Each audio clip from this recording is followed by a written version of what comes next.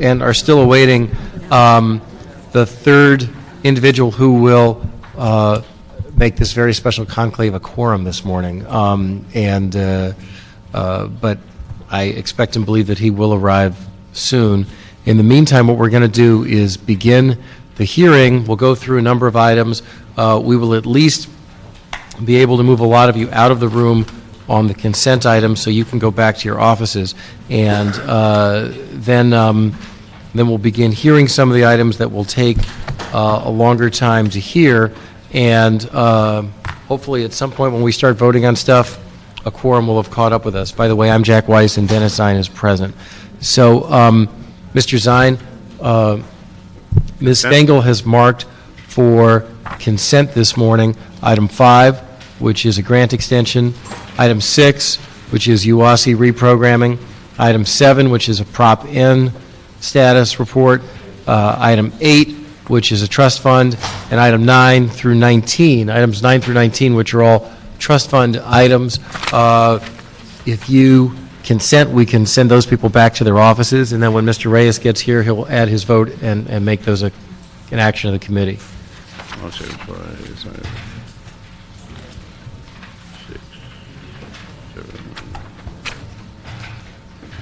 I just had a technical question on M. We can hold 7 for technical. So can you just ask it now, just so that, who's here on Prop M? Would you come forward and Mr. Zine will ask a question, and then we can... And the rest of them fine on consent. Okay. All right, so the rest are approved on consent. We're going to do the technical question on this as well. And Mr. Reyes, I'm sure, will add his yes vote when he gets here. Hi, I'm Alex Yee from the CAO office. On this matter, it says according to the reports, the project completion dates have been revised. Overall project remains within budget. Been revised to what?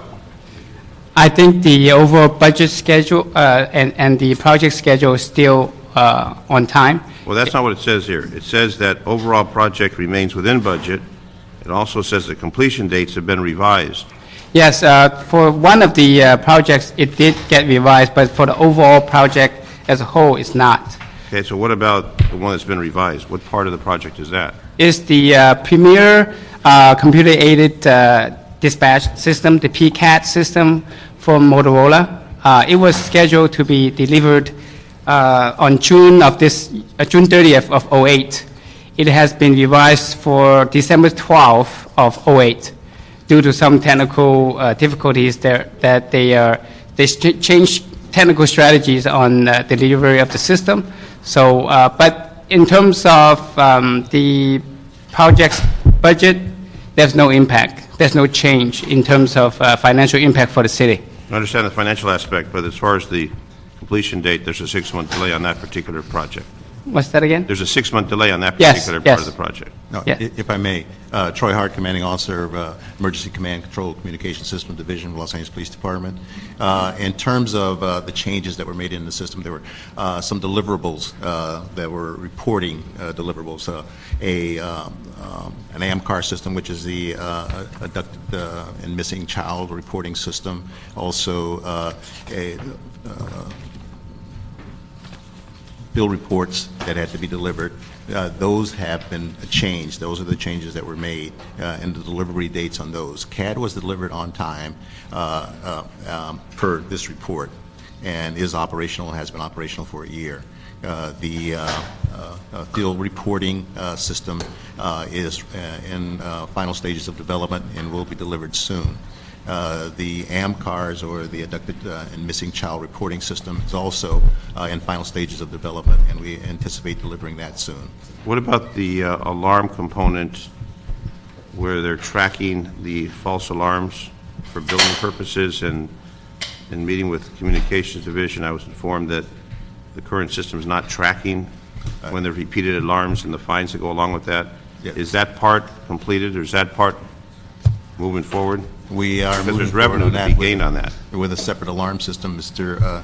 T-Fank could address where we are. Yes, sir, that's the Cry Wolf system, which is separate from this project. The estimated completion date of that project is 9 months, and we're about a month into the project right now. Okay, I thought that was all part of that. No, sir, it's separate. Okay, that's all I had. Thank you. Thank you. All right, thank you for that. Thanks for those responses. Mr. Zine and I will recommend, I don't know if it's approval or it's a note and file. So we've tentatively noted and tentatively filed. And we'll get concurrence from Mr. Reyes when he shows up. So let's begin, Mr. White, by hearing items 1 and 2 together. Item 1, Police Department to present verbal report relative to the status of DNA testing, backlog, and cold hits and other DNA-related matters. Item 2 is a CO report relative to a transfer of $1 million from the Human Resources Benefits account to address the backlog of unanalyzed DNA rape kits in the Police Department pursuant to motion Weiss, Garcetti, Grul, Zine, Weezer. So just so folks who are here, who aren't here every week know, what we're going to do first is hear item 1. Every week, this committee hears a report on the status of the, the intolerable backlog of DNA kits in the LAPD's rented freezers at Piper Tech.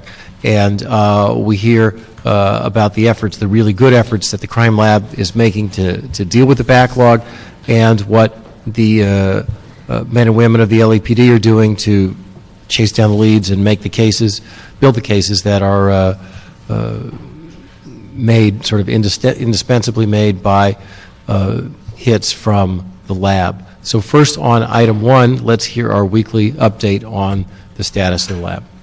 Good morning, Yvette Sanchez-Owens, Scientific Investigation Division, LAPD. Currently in our backlog, we have 7,380 cases.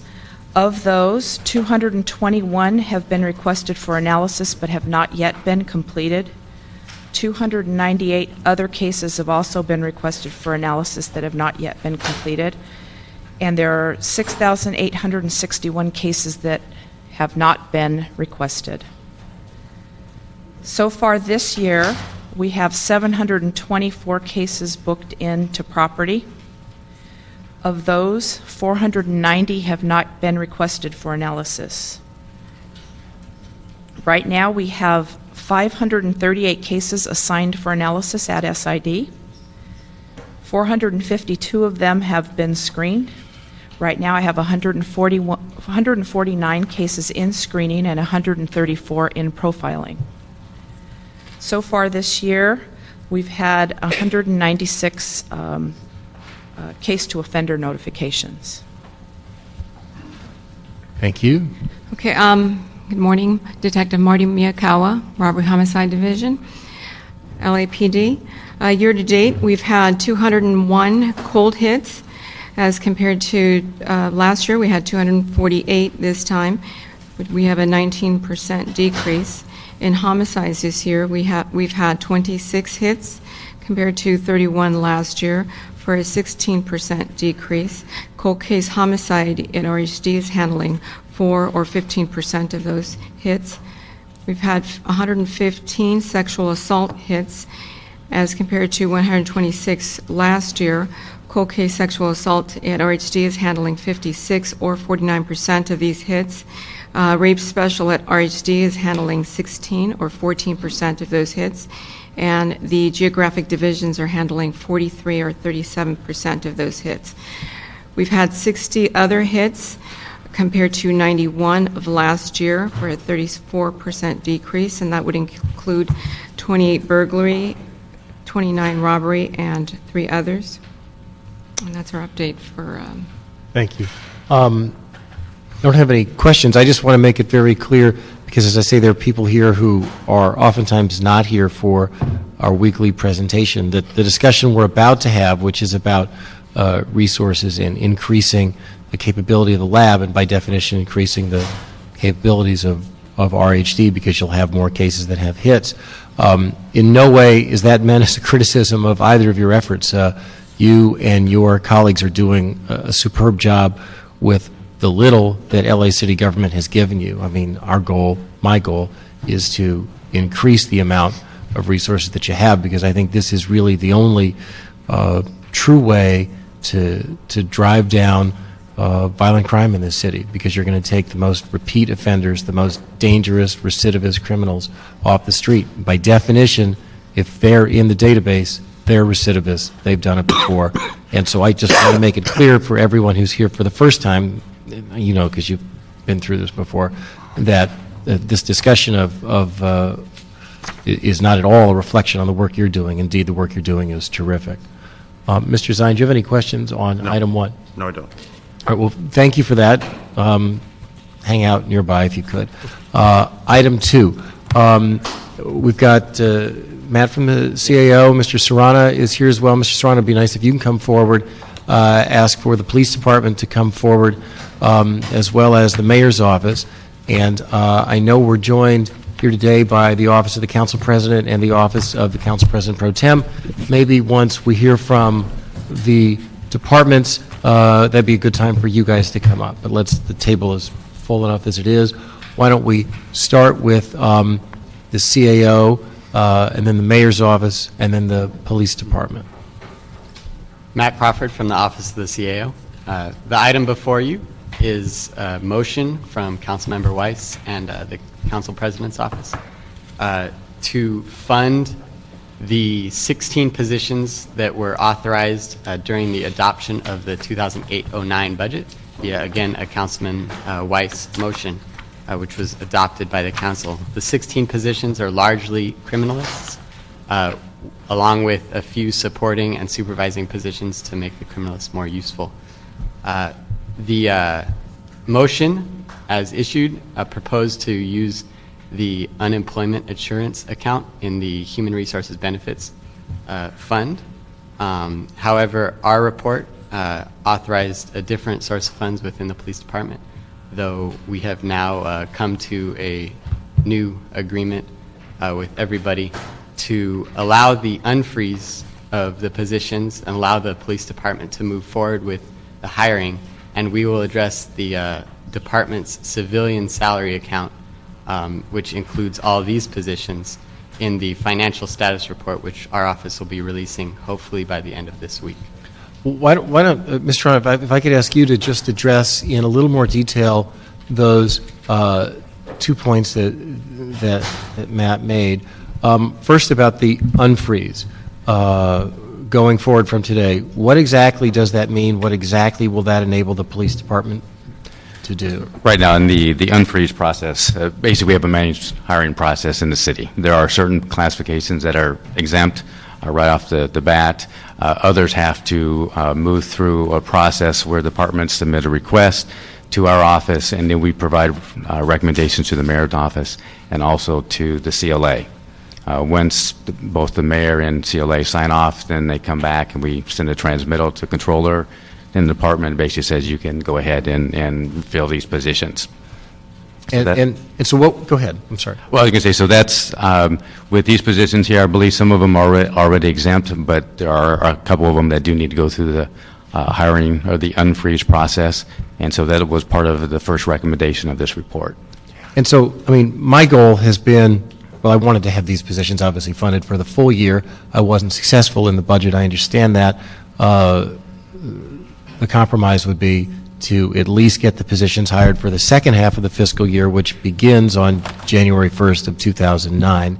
And so I take it by your assent to the unfreeze process, that will enable the police department to begin to advertise or solicit, begin the interviewing process, because you can't just snap your fingers and bring a scientist in. Is that That is correct. Basically, I believe there's a list already available for all these classifications, so they can insert the list and begin the process. Now, on the second aspect of your recommendation today, which concerns the funding source, there's obviously been a bit of disagreement, as there always is, for understandable reasons when we talk about funding sources. Why don't you describe in further detail what your position is on the funding source today? Sure. When we originally... When we first met, go ahead. Oh, I was going to say, when we drafted the report at that time, we were looking at trying to identify some savings in order to fund the positions and the contractual services and some of the expense money. There were some savings in the sworn salary account that we believed would carry throughout the year. It would not impact the hiring plan. We certainly want the department to move forward and continue hiring the 60 per class throughout the year. I do know the department also wants to promote some field training officers, which we feel is very appropriate. And I think there's some other promotions, I think some sergeants and perhaps some detectives that need to move forward as well. But we are fairly confident at that point that this would provide some bridge funding to get them through this point, and then we'd come back with some recommendations in the second FSR that would then address sort of the whole picture on a more holistic basis. Well, now, before we get to the FSR business, I mean, I had proposed initially that the source of funds be identified as funds that were essentially going to be, whether it's reimbursed or made available to the department as a result of there not having been furloughs. Now, I take it what you're saying is that in principle, you're fine with that, but you want to make that recommendation as part of broader recommendations you're making in the FSR. And why don't you explain what the FSR is and when it's coming? That's the financial status report, and the second status report should come out by the end of the week. We hope to have that in Budget and Finance on the 20th. The reason why I talk about sort of holistically is we know the department is going to be opening up the new jail facility in February.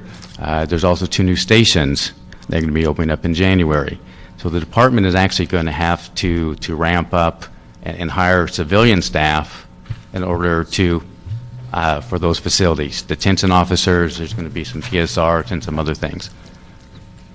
And so we wanted to sit down and make sure we're okay with the entire department saying, okay, this is what you're going to need for everything.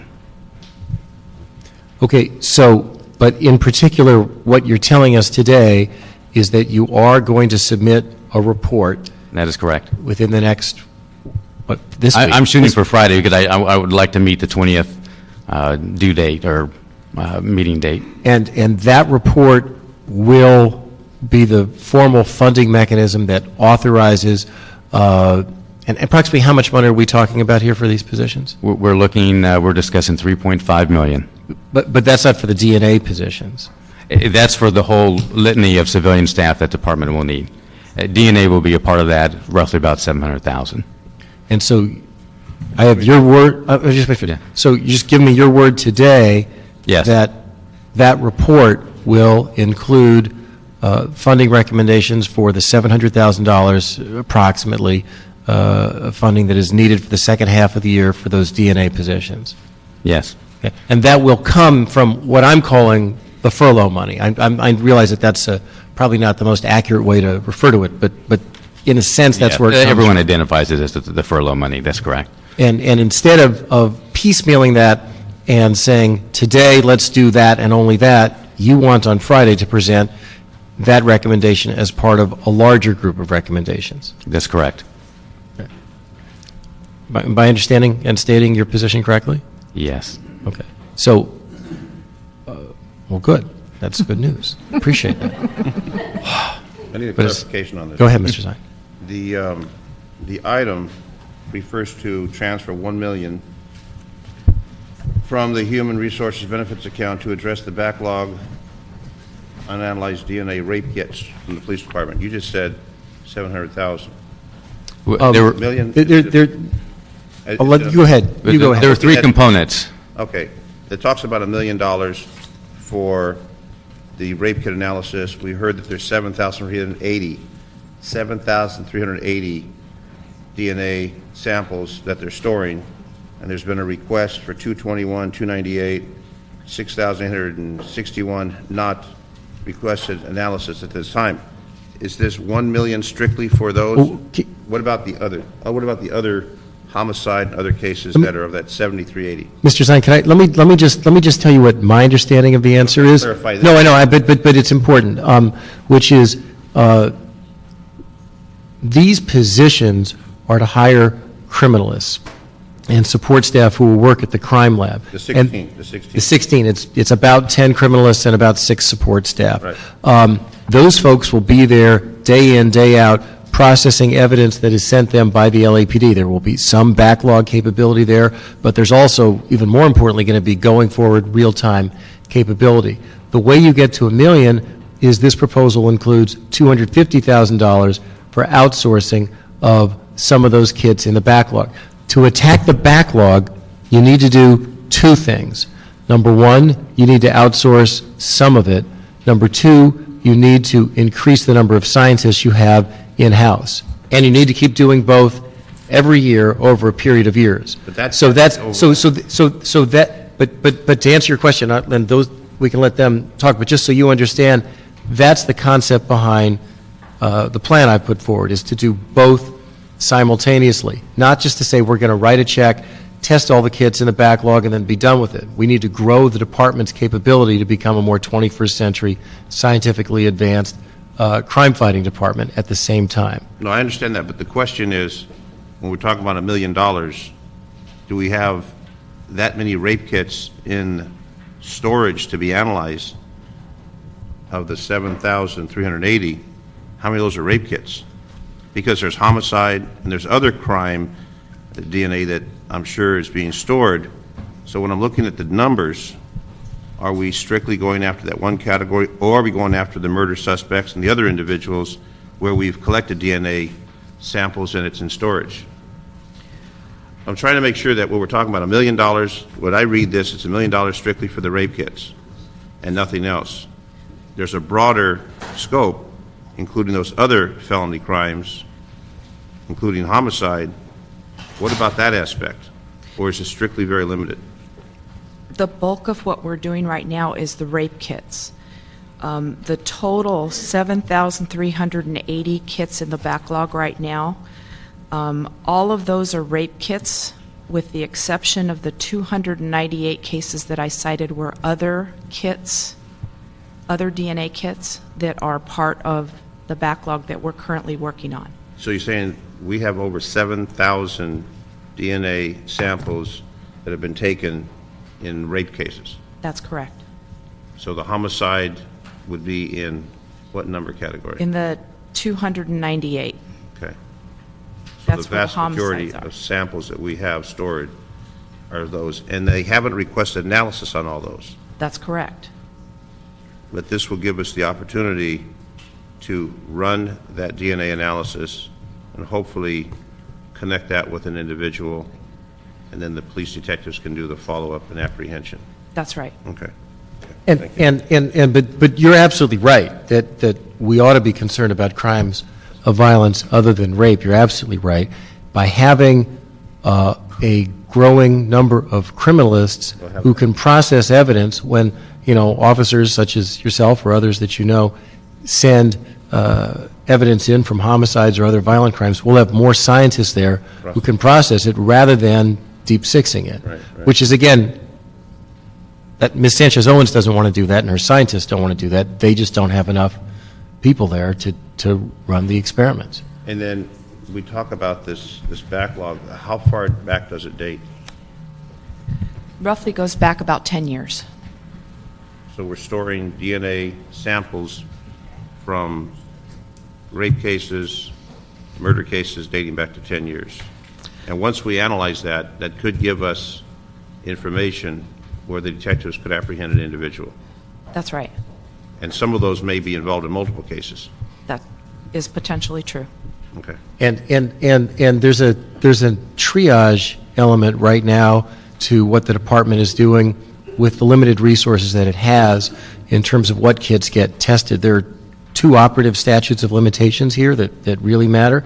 One is under relatively new law. If you test a kit within 2 years of the crime, essentially you toll the statute of limitations forever. Under old cases, you need to test within 10 years or you can lose that case because the old 10-year statute of limitations for rape applies. Is that a fair statement of your triage philosophy? Yes, that's right.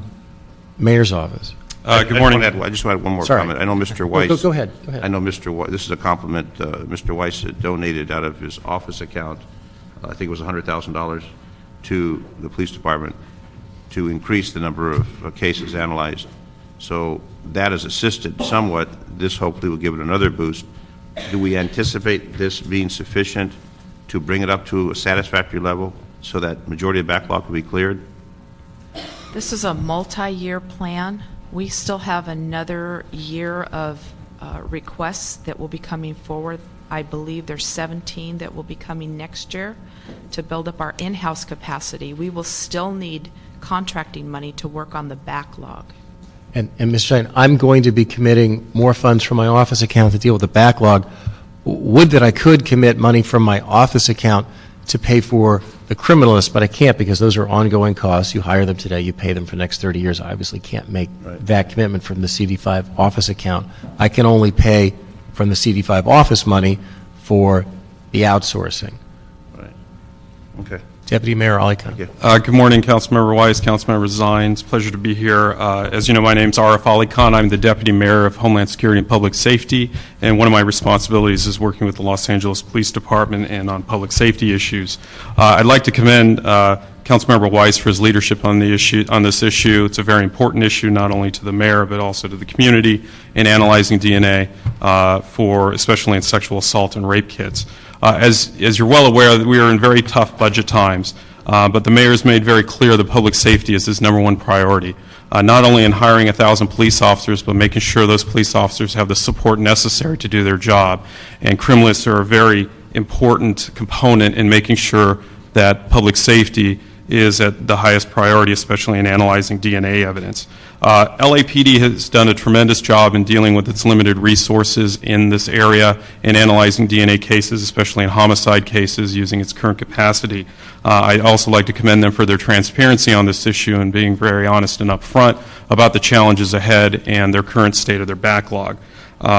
But additional resources for the DNA backlog and also fixing the structural problem, which is what I think this motion does by hiring additional criminalists who, after they're trained, can deal with this on an ongoing basis. This is not a one-time problem.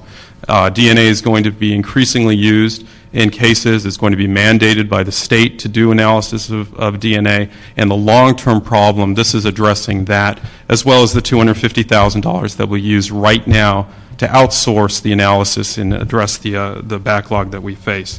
The mayor's office fully supports this motion in doing the unfreezes and the transfer of the money from what Councilmember Weiss has indicated as the furlough money, and further explained by the CAO, partly because that money was intended to go towards civilian accounts, and we think it's appropriate to come from that account back to the police department to deal with these very critical positions.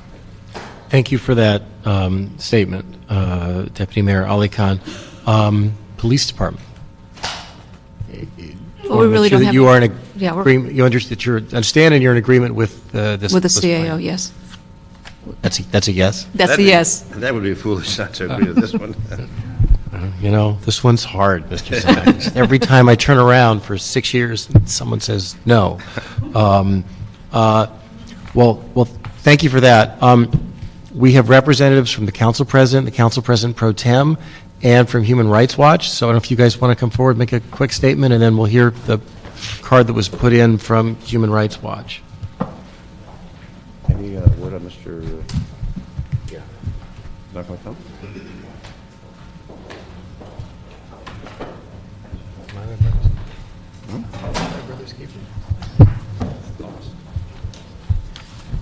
Morning. Good morning. Cecilia Cabello, Legislative Deputy for Council President Garcetti. I'd just like to echo the sentiments of both the Mayor's Office, the Police Department, and the CAO in that we support the immediate unfreezes of the positions, and we also support the CAO's recommendations. Thank you. Thank you. And Daniel Tarica from Councilwoman Wendy Gruhl's office. We submitted a letter, and additionally, we are in support of the unfreezes as well as the CAO recommendations as well. Well, thank you both for being here. I've spoken with the Council President, the Council President Pro Tem, many times in the last week or two. They're both not just really committed to solving this problem in this way, but they care about it deeply, and I really appreciate that. Thank you. Thank you very much.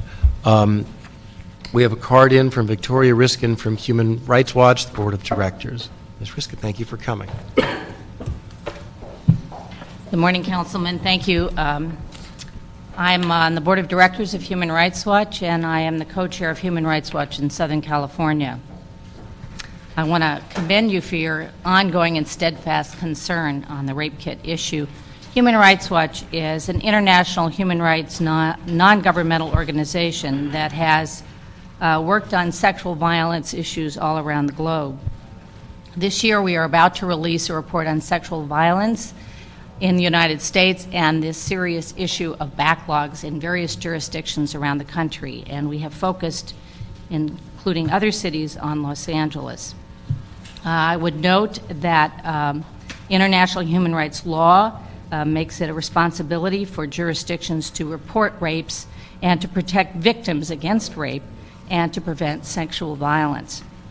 And I would add that the wisdom of the LA City Council a few years ago passed CEDAW, the Convention to Eliminate All Forms of Discrimination Against Women, which includes the affirmative responsibility to protect women against sexual violence.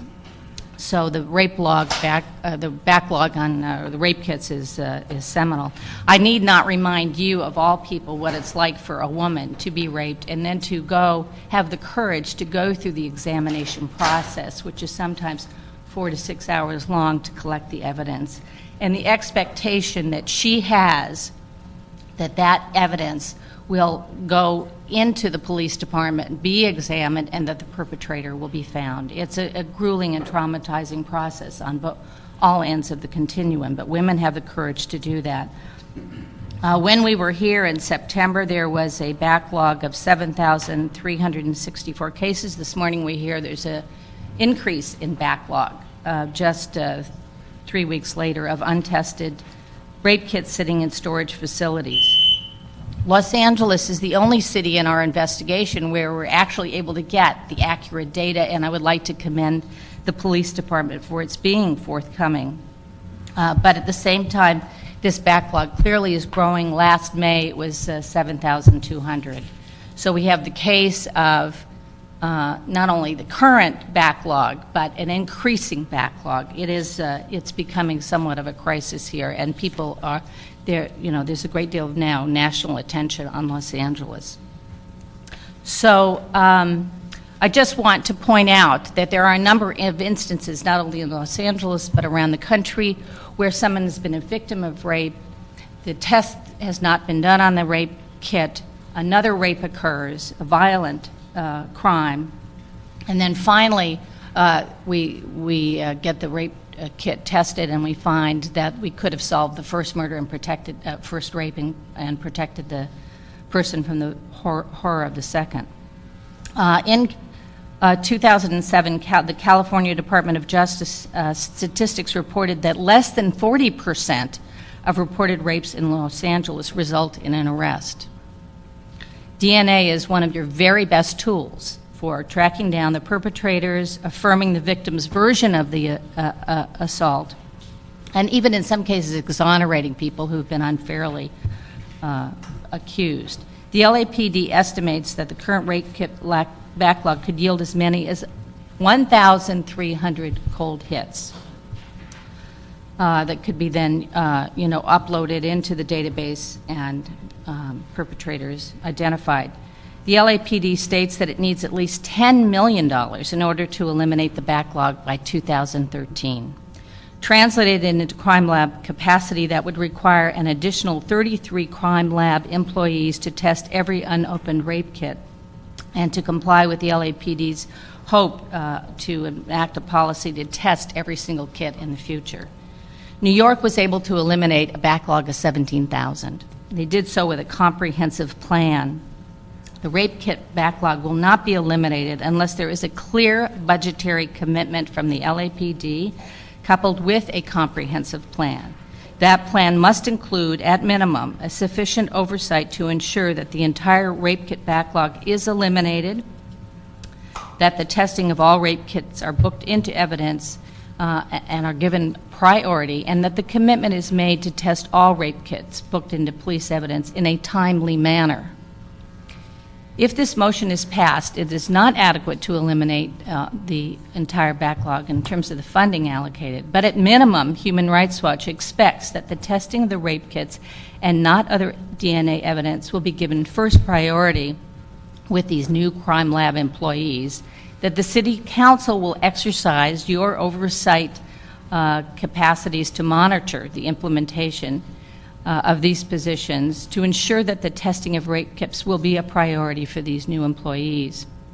and that the very short hiring schedule is met, as we've talked about this morning, and that these permanent crime lab positions will be absorbed into the LAPD budget for permanent employees once the funding stream is exhausted. So this, we think, is imperative. We commend you to starting the process, and we thank you for your time this morning.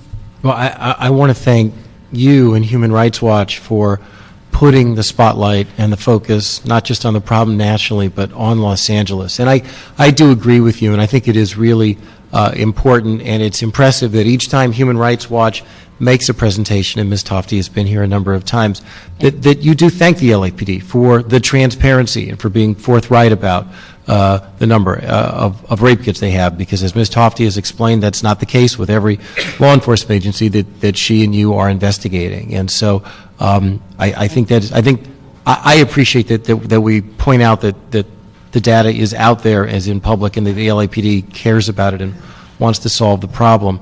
But it means so much that you are on this case, and I hope that you'll return to the Budget and Finance Committee later this afternoon, where they'll be hearing this, because they need to hear from you too.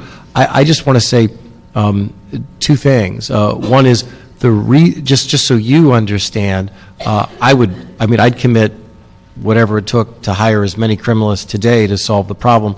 I've been informed by the folks at the crime lab that there is a limit to the number of criminalists that they can adequately train and absorb every 6 months.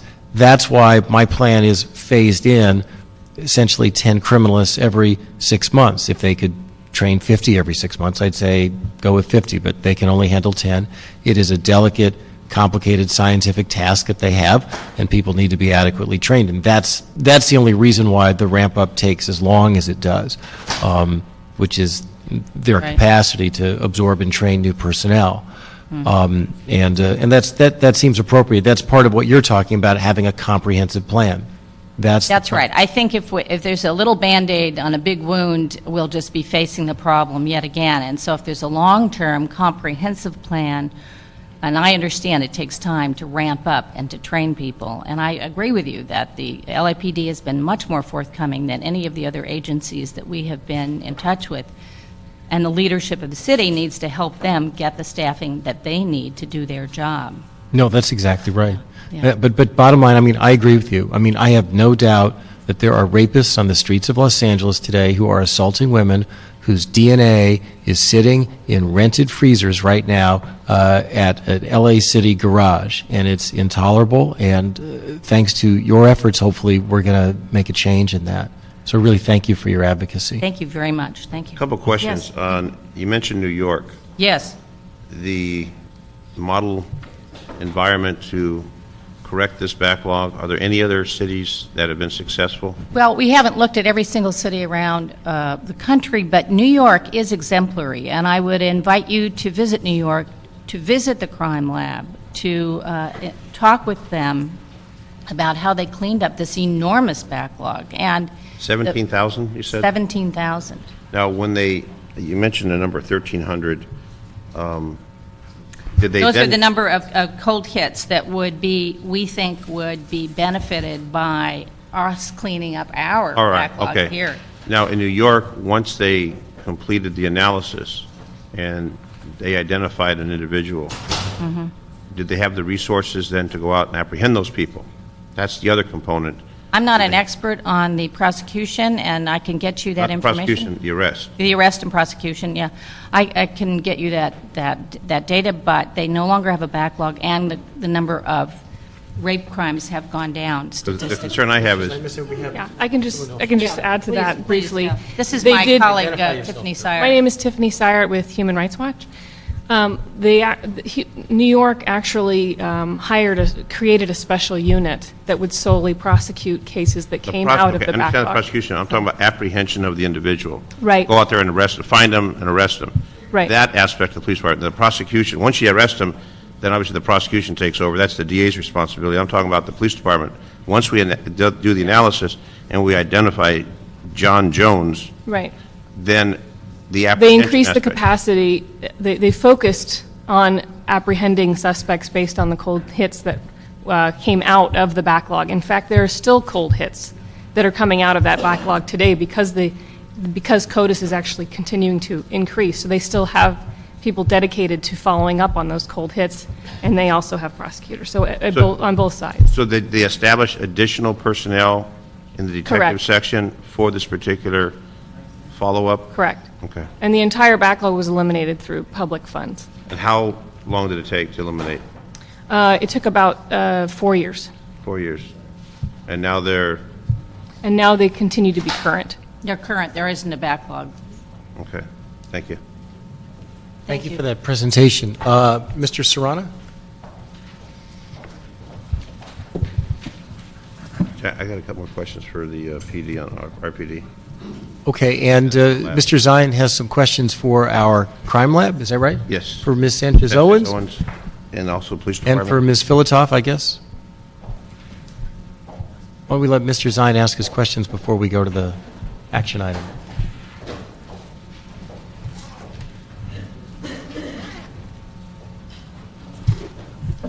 For Ms. Sanchez-Owens, on the operations of the lab, do we have 24-hour capacity, or are we utilizing 24-hour operations at the lab for the analysis?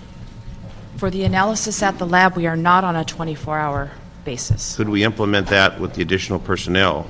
Because I understand there's limited space for the chemists to do the analysis. If we went on a 24-hour operation, I don't know if you're on a 12-hour shift. If we did that, could we then process additional, instead of the lab being dark, 8, 10, 12 hours a day, have they considered a 24-hour operation? We don't have the need to go there right now because we do have the space between the new regional crime lab and the Piper Tech space. We're able to do standard business hours. Okay, so with the additional personnel, the additional 16 personnel, Yes. they'll be able to absorb in the current operations. So in other words, we don't have a desk for you. You're going to have to wait till someone goes on vacation or something and to do the analysis. So we have sufficient space for the personnel. Yes, because If we continue to add personnel, then is the possibility, because I'm looking at this backlog of 7,380 cases has been mentioned over and over. It seems the only way to clear that up is to speed up the operation, and if we have hours that it's dark, maybe they could do another operation in the after hours for a period of time in order to catch up, to clear it up. Otherwise, it's just going to keep building. we are not at capacity or ability to handle the capacity right now that comes in current. So we do roughly add about 500-600 cases per year to the backlog because of that. Because Councilmember Weiss was instrumental in helping us retain the Piper Tech space, the old lab space, that gave us the ability to put these new hires into that space. Doesn't require us to run a 24/7 operation. Now, if we were not able to get that space, more than likely we would have to go 24/7 in the regional crime lab. But right now, we're okay. Okay, I'm just thinking how we can process more of the backlog to reduce the backlog. We need to do it through contractual services at this point. We do not have the in-house capacity. Even if you gave me 100 people today, we would not have the capacity to do it immediately. It's more cost-effective to go contractual services route on this. That was my next question. Is it less expensive to contractual than in-house? In the long run, yes, because you're not adding to the employment base for the city and taking on the retirement and benefits that come along with that. And then the cost approximately for an analysis? For contractual services, it's roughly about $1,000 per case. Okay. And as far as the police department, I know robbery homicide responsible for many of the criminal apprehensions. Do they have sufficient resources, or is the request pending for additional detectives for the services necessary to apprehend the individuals? Because once we start doing more analysis, obviously there's going to be more people identified. There's going to be a greater demand to apprehend them.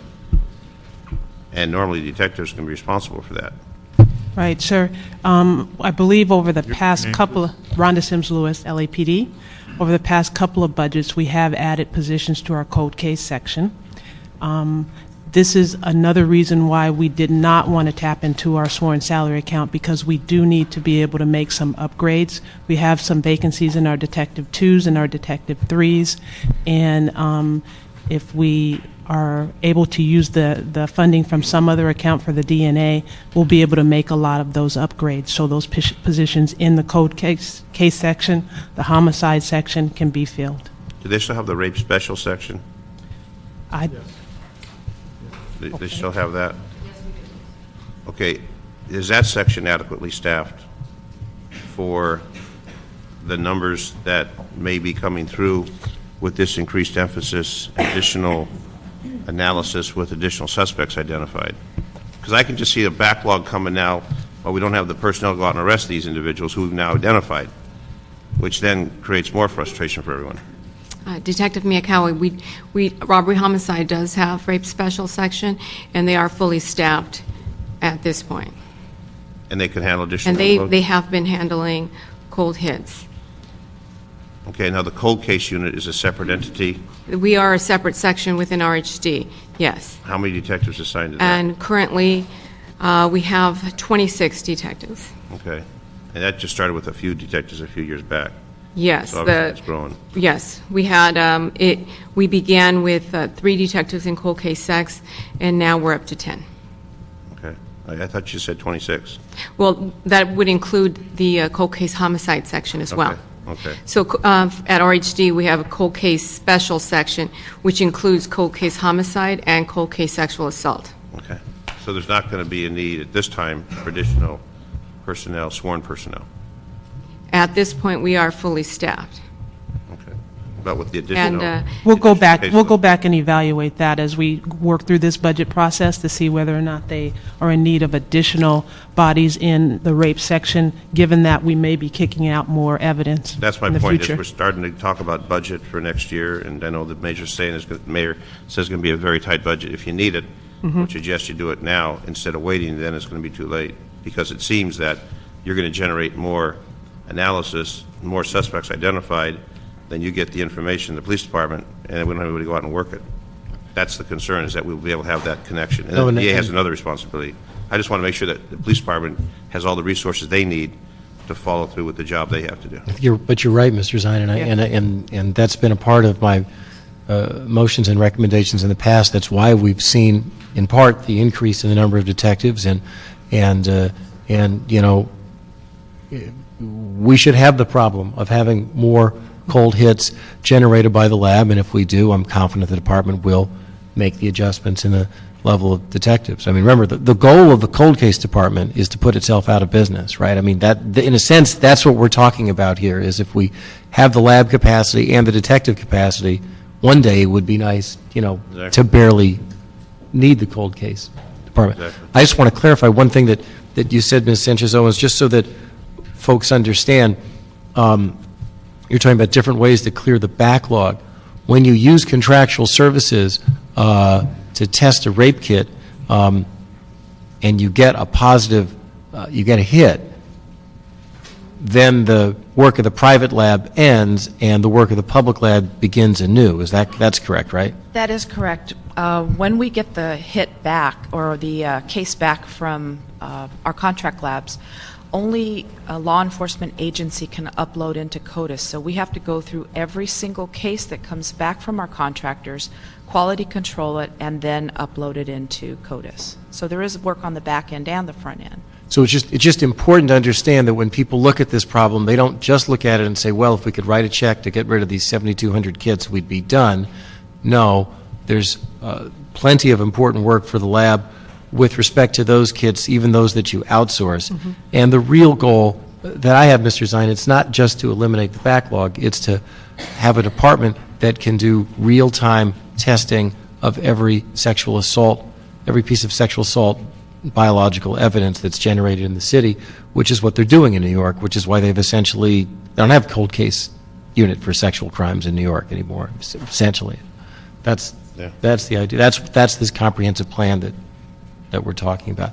Now, can I get to the action item, Mr. Zahn? Sure. Okay, so, Mr. Serrano, let's get the action item really clear here, because it's going to go to Budget and Finance and then on to Council, and then your report is coming, your FSR is coming subsequently. So let's... Yes. So I think as far as our report is concerned, we had two recommendations. The first one was for the unfreeze for staff.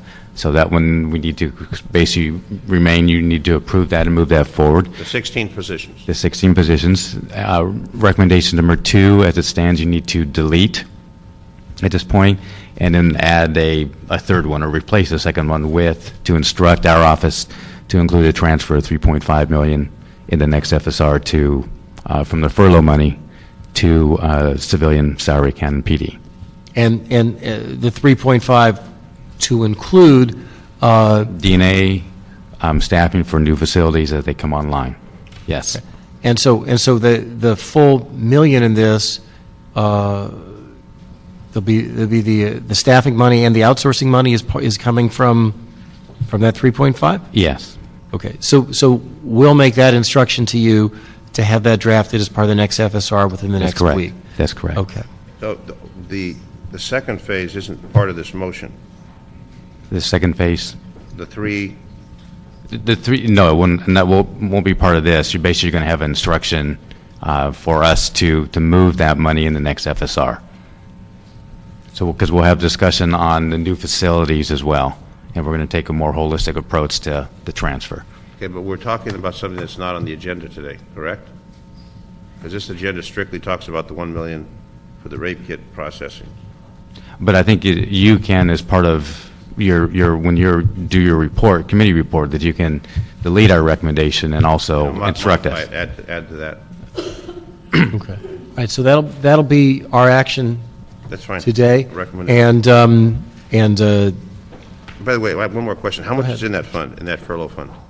There's a little over 19 million, about 19 and a half. 19.5 million? Okay. Thank you. Thank you for that, Mr. Serrano. I appreciate that. I appreciate everybody's being here today.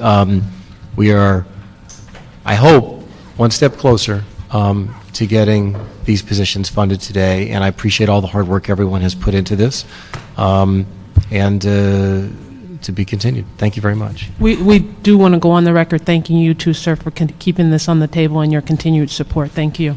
Thank you, Ms. Sims-Lewis. Got our actions on that, Mr. White? Thank you. Okay, Mr. White, L.A. Ricks. 3 and 4. Number 3? We got. Item 3, Fire Department, Police Department, Information Technology Agencies, CAO, and CLA to present verbal report relative to the status of the Los Angeles Regional Interoperable Communications Systems Project.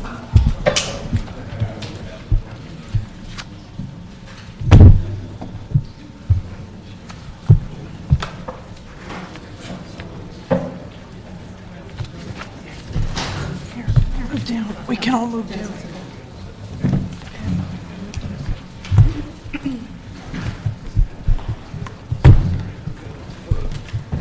Good morning, everybody. We have, again, another alphabet soup of agencies here, and I want us to get an update on LA Ricks, but I would defer to all of you to decide who should, speaking order.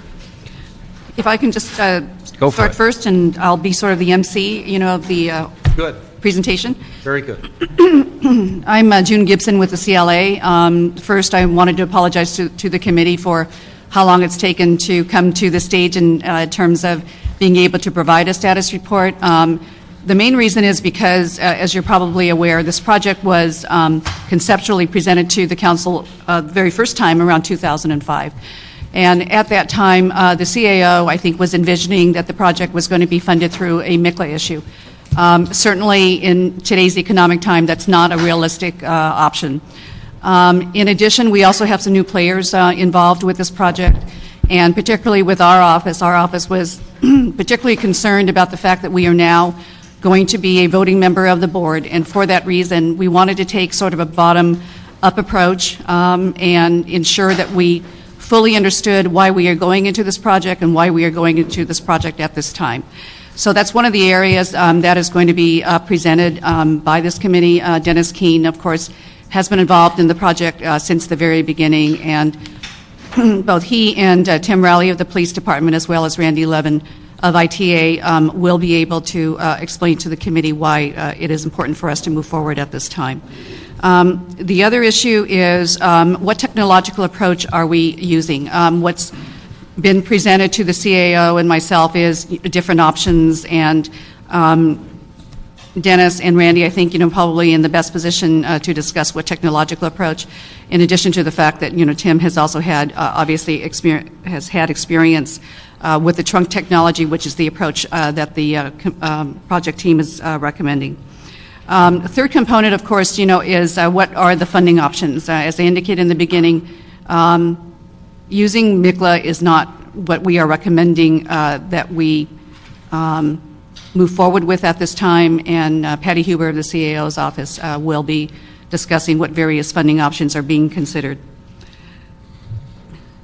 The last issue that we're particularly concerned about as well is the estimated cost of this project is anywhere between $500 and $700 million. Certainly that is the largest project that the city has ever been a party to.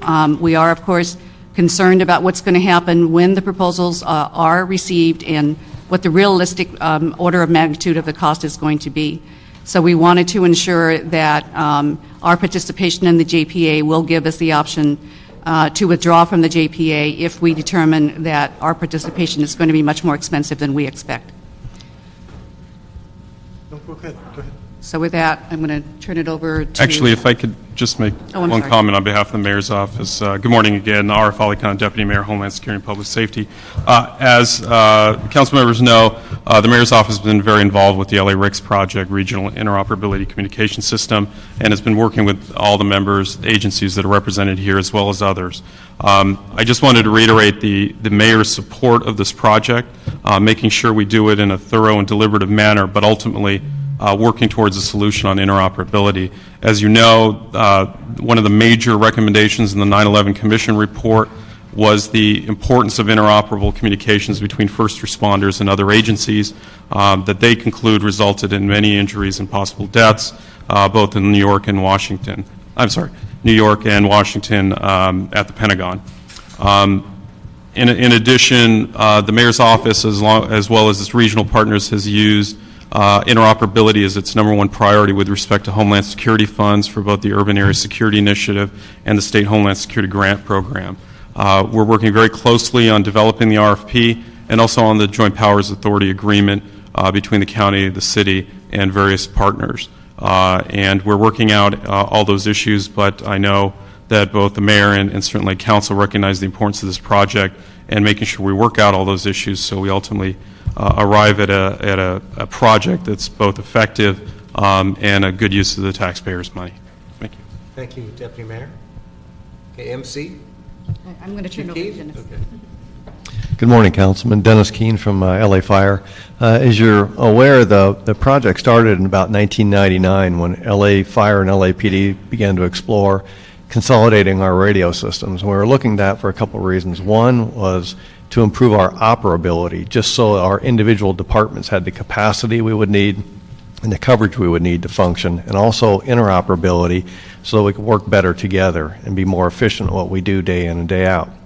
The third thing that comes from that is the cost savings. It's much more expensive to maintain a number of disparate systems than it is to just maintain a couple of them.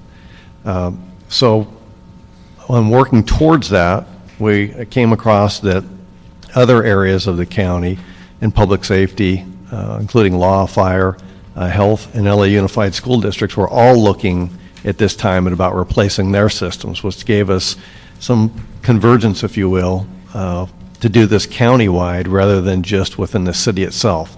The county was looking at doing exactly the same thing as LAPD and LA Fire between the Sheriff's Department and County Fire. The more public safety agencies, the more radio systems we consolidate, the more capacity we get, the better coverage we get, and we reduce costs across the county and, of course, relieve the taxpayers. Really why, there's been a question, why do we need to do this now? LA Fire's radio system was designed about 25 years ago. It's been in operation for about 20 years. There's been no capacity enhancements over the past 20 years. LAPD's radio system started, as you know, their radios, handhelds are 18 years old. Their radio system started back then. Their last enhancement for capacity was in 2002, which is 6 going on 7 years. By the time we do anything inside the city or regionally, it's going to be another 6 to 7 years. So we're looking at about 25 years of LA Fire operating on their radio system, and LAPD, where they're at today, about 13, 14 years without any capacity enhancements. We're running out of frequencies. We've been in that situation for a while. We've looked at LA RICS as a way to resolve that rather than coming to the council through the CAO and the CLA saying we need more frequencies or we need to do something. We've chosen this avenue. In the city, this project is a combination of the mayor's office, CAO, CLA, the port, the airport, general services, ITA, police, and fire. When you expand it out countywide, it's all law enforcement countywide, all fire agencies countywide, health, and also Los Angeles Unified School District. We think it's a good project. We need it now. It's going to take a number of years for us to get there, but in every way we've looked at this, we can't find a better solution than LA RICS. Thank you, Chief. Yes, good morning. Tim Riley from Commanding Officer of Information and Communication Services Bureau, LAPD. Concur with Chief Keen, just would add a couple of additional items that not only is this a replacement for our existing radio systems and would provide some interoperable communications, but also it's going to expand the footprint of our ability to communicate with our own needs outside the city boundaries. And also work more closely with our partners, LA sheriffs and other cities that surround us. In addition to that, major events where we are often all deployed together, the most recent, the Metrolink train crash, the ability to communicate together is something that's very much needed. Chief Keen mentioned our capacity for LAPD. We are at our limit on capacity. We do have several very limited simplex channels left, but again, those are basically car-to-car communications capabilities. Our two newest areas, Topanga and Olympic, we had to actually take some frequencies. ITA worked with us on that, spending about $1 million per channel to enhance the capabilities of these simplex channels to be able to communicate at those divisions. So the capacity is needed, the ability to communicate regionally is needed, and also certainly within the city boundaries as well. So we're very supportive, and Chief Bratton, again, is on the committee and has voted to support this as well. If I could just mention on that issue about capacity, one thing I've also learned is that as the call volume and the call load has increased over a period of time with the increase in population, et cetera, so does the radio traffic, and the capacity becomes even more of an issue in order to communicate. For example, in fires, major fire, they assign a tactical channel just for that incident. The more fires you have and the more incidents you have, the fewer channels you have available, and that's a major limitation that currently exists in the city. That we just see increasing, and LA RICS is an opportunity to gain a lot of efficiencies and actually gain a significant amount of spectrum. Hi, Randy Levin, General Manager and Chief Technology Officer for the city. We've been working very closely all together, all of us, to go over the various issues, why we need this project, you know, what technology changes will be a benefit to the city, and then certainly how do you go about actually implementing a system and doing a project of this magnitude. You know, from a technical perspective, this project is needed. There are various reasons. We've already talked about the additional capacity issue. We've lightly touched on, but we will get additional coverage, which is important to both police and fire.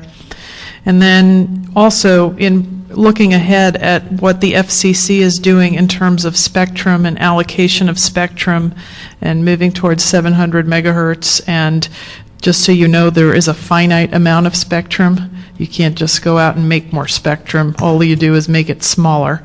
And so because that is the trend, we really need to be doing something. So the question is, do you do it now or do you wait? you know, the benefits of doing this together with the county is that we get a lot of leverage and we get economies of scale by doing it together. Meaning that if you put up a cell tower, it's for it's one area. You don't put up one for the city and then one for the county. The other thing is that when this goes through the design phase, it's designed optimally for the geographic area, for all parties that need to participate, as opposed to being just designed for the city or just being designed for the county. So therefore, you know, all of these collective assets that we put together to try and come up with a radio system will be optimized for the county, the city, and then whatever participating other cities are actually going to be in this project. We've looked at this, I think, 20 different ways from Sunday in terms of the analysis of what we need to do. And I think we're all on the same page in terms of the importance of doing this project and why we need to do it now. Waiting another 5 years to do something is going to be A, more expensive, B, not allow us to take advantage of the economies of scale, C, will not allow us to just plug into the county's infrastructure. It doesn't work that way. It's not like Lego or something. So we really want to be mindful of how we're doing this and design this holistically so that we get the maximum coverage, the most amount of capacity, and actually allow really the fire and police departments and all the emergency providers to operate seamlessly, which they can't do today. Ms. Hubert? Well, once you, Patty Huber from the CAO, obviously once you answer the question of do we need to do this and do we need to do it now, you have to look at how you're going to pay for it. With the city's current finances and with the way the economy is going, obviously trying to fund such a significantly expensive project is going to be an interesting task. As Ms. Gibson indicated, going to MICLA is not our first option. It is an option, but it is not our first option because it is an obligation of the general fund, and those dollars are scarce as it is. Other options for funding it would then be going to look for some kind of special tax, and that's going to require going out to the voters for approval. From our perspective, we think a special tax actually has a lot of benefits because it can be structured to not only pay for the construction of the system, but could be structured as an ongoing tax or alternatively a fee on the public to then generate revenues to cover as well the operations and maintenance of the system. At this point, the critical point is going to be seeing the design and what it is that we need to fund and how much we need to fund, and then looking at the decisions that we need to make as in where the city's finances are at the time. Go ahead, Ms. I wanted to just clarify something, and that is that we have not yet released the request for proposal. The request for proposal is going to be a joint proposal with the county and the surrounding cities. At that point in time, we will have a lot more information on the costs and the implementation schedule for the project. But that was, in a sense, that was the question I wanted to ask of all of you, which is, what is the next milestone on the table? I take it it's the agreement on a JPA and then an RFP? Is that, is that correct? Yes, that's correct. Can you tell us a little bit about what remains to be done to get us to the JPA stage, and then what remains to be done to get us to the RFP stage? With respect to the JPA, there are a few issues that we just want to explore to make sure that the city's interests are protected in the agreement. Initially, it's going to be with the county as the two signatories, and then the other cities would join in after that point. I believe under the current draft, it's within 45 days. Is that correct? Yes, although LAUSD has actually already ratified the JPA. Okay, so LAUSD would be involved as well. We are going to have some internal discussions and some discussions with the county and hope to be back before the committee for approval within the next few weeks. So just in terms of, well, that's good, and we will have you back as soon as there is agreement. In terms of the types or flavor of nature of issues that stand between today and a JPA, these are big-ticket items, these are little-ticket items? What, just generally speaking, you don't have to be specific. Sure. I'll just give you one example. There's a provision for eminent domain powers within the JPA, and we just want to make sure that there are the appropriate safeguards for the city or all the cities that eminent domain would not be used to take over any property without. So putting up a tower that, sort of thing Ms. Levin's talking about, there's going to be a lot of that, and you just need to have a process for those sort of issues. That's correct. That's a general flavor of what the issues are. Now, am I correct or am I incorrect if I believe that the issues that remain between today and the JPA are different than the issues that might be under discussion or consideration or in contention with respect to the RFP? Are they different sets of issues, or are they the same? No, I think they're different sets of issues. I mean, the RFP really is to drive out what solution do we need. We provide our requirements, and the vendors come back with solutions, costs, implementation timeframes. So it's really the guts of the project. I think they're two separate issues, and also, I think with respect to the RFP, that's something that they've been working on very diligently, both the county and the city, as well as the other cities. So we should be in a position to release it fairly soon once the JPA is ratified by the city. And I was just going to say that it is the ratification of the JPA by the city that will drive the time frame for the release of the RFP, because the expectation is that it would be the JPA as an entity releasing the RFP for that project. If I could just make one other point. With respect to the issues of the JPA, it may not be necessary to make any changes to the JPA. I think there's just certain provisions that we just want to all be on the same page about. For example, the eminent domain. There may already be the safeguards necessary for the city, but we just want to make sure we have the opinions of all the city agencies and partners that they're comfortable with that. So we can come uniformly to the council and be able to address those issues. How close are the parties to reaching agreement amongst each other on the essential terms of the RFP?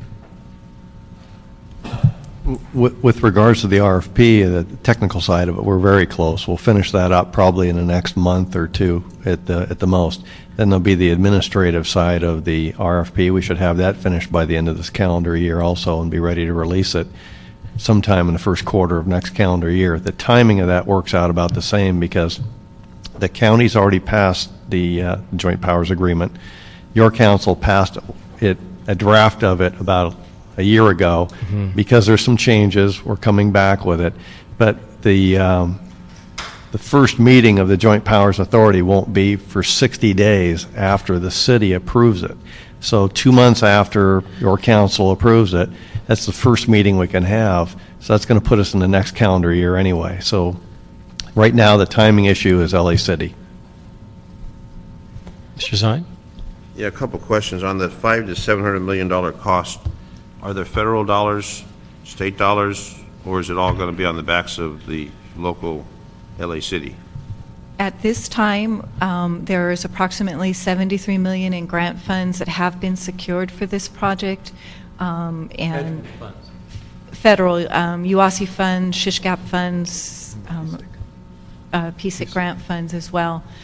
Just for the city of LA or for the whole project from all the jurisdictions? These are project dollars. Okay. I don't know exactly who applied for all of them. City applied for some, I think county applied for some, but they've all been designated for this project. So the total is 73 that they've obtained so far? Yes. Yes, the $73 million includes Homeland Security grants that are for the region, not just for the city. Okay. Right. UASI, SHISHGAP, and the PSIC, Public Safety Interoperability Communications Grant, are all regional, that are administered, at least UASI and PSIC, by the city of Los Angeles. Right, Councilman, they won't award these grant dollars unless they're regional projects. And so in the case of the PSIC grant, they actually asked for a document that demonstrated that all law enforcement and fire was supportive of this. And we have a charter that has been signed by the president of the Police Chiefs Association, Fire Chiefs Association. We submitted that with the other 11 signatures from the rest of the steering committee, and they accepted that as proof that we are unified and ready to go. So 73 is a down payment to a $500 to $700 million cost. Yes. And then you mentioned a tax. It would be a parcel tax, a sales tax, what type of tax? We would have to look at those different varying options and determine which would be the best approach. Again, we would need, we really need to be in a position where we have responses back from the RFP, so we have a better assessment of what kinds of things we're going to be paying for and what the costs are, so we can have a better discussion of what the various options would be. Okay, because I know that there's some ballot measures coming out next month on taxes. Yeah. And it'd be interesting to monitor to see how those went, to give us a idea if the public would be receptive or not to the additional tax. And that is a big question. At this point, the 73 will probably cover a good chunk, if not all of the design, although we'll have to see again based on the bids that we get back. And again, the city and the county and the region can continue to look for and request and apply for various grants, either continuing Homeland Security grants. But the reality is probably those will not cover, I don't even think it's a probably, those won't cover the full cost of the project. Okay. Thank you. We have a public comment card on the item. I'm going to call the public comment card and then ask folks if there are anything you want to say by way of summation. You should feel free to. But there's a card put in by Lauren Kizia.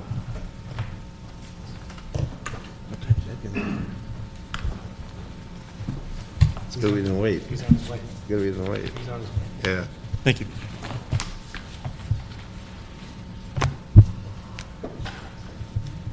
Good morning, Mr. Kizia. You have 2 minutes to address the committee. Thank you. Chairman, Council. Good afternoon. My name is Lauren Cruzay, and I'm a retired senior communication engineer for the City of Los. My name is Lauren Cruzay, and I'm a retired senior communication engineer with the City of Los Angeles, and I retired with 38 years in the communications industry. I had a chance to review the LA RICS documents, and in my opinion, in my engineering opinion, this proposal displays an engineering naivete and an ignorance of the complexities associated with a trunk digital simulcast system that is breathtaking in its depth and width. The system being proposed is essentially less reliable and stable than the old system and places lives at risk. Fire operations by non-city entities in close proximity to the city would drain the ability of city forces and their operations to access city frequencies. The city in 1986 studied the feasibility of implementing a trunk system for LA City Fire Department and rejected not only on its technical liabilities, but also on the serious impact it would have on LAFD operations.